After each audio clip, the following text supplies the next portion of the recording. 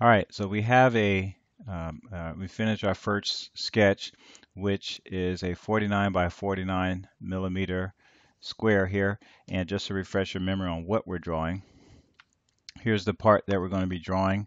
We have two pieces of end cap front, end cap back. So we've actually named this file here end cap back, but we'll still continue to build up the common features before we have to split it up and then and create our end cap front file. So your part, if it's not laying at this angle right here at this view, remember you can, if you hover over here by this view cube, you'll see an icon that looks like a house, and if you left click on it, it should lay your part at this angle. Okay, so if you look at the ribbon now, it now looks different because we're in 3D model mode, and these are the features that you use when you're drawing in 3 dimension. And just like when you're doing a 2D sketch, you typically start in the left side, and then as you move from left to right, the features get more advanced. So over here in the left side in the create section, we want to click extrude, and now our sketch is now 3-dimensional. And we want to go ahead and type in, we want to make this, let's see, we'll make this 20 millimeters. Remember, I don't have to type in mm because by default it's in millimeters. And then just to point out something here is you have this menu here, and you also have this menu here. Let me zoom out a little bit. All right, this.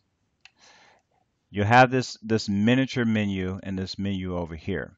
And so when you're extruding, you have a couple of different, when you use this extrude feature, you have a couple of different ways that you can add the values. I can type the distance that I want here. I can type the distance that I want here, or I can hold down my left click button on this arrow here, and I can drag it up and down, to whatever value that I want.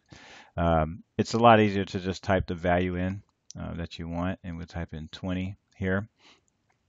And to kind of point out some other features of extrude is, over here, the direction that it's headed in, it's in this case, direction 1 is above, my rectangle that I sketched. If I click direction 2, it's going to be below it. Okay? And then if I click symmetric, you'll notice that it's still 20 millimeters, but 10, it's symmetric about my sketch. So 10 above and 10 below.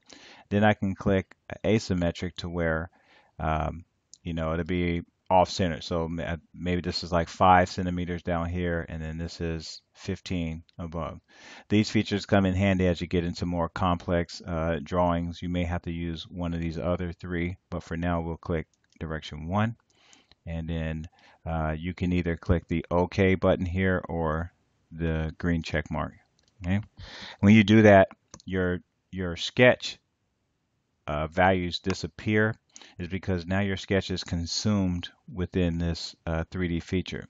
If you go over here to the browser, and you see now where it says extrusion 1, if we click this the plus sign next to it, you can see that the sketch is inside of there. If you hover your mouse over there, you can see the original values of your sketch. And if you wanted to, right now you can see that it's grayed out, so you can't, that's because it's not visible. But if you want to turn visibility on, right click, go down to visibility, and you can look at these values if you want to. Okay? But for now, we'll turn them off. So right click and turn off visibility.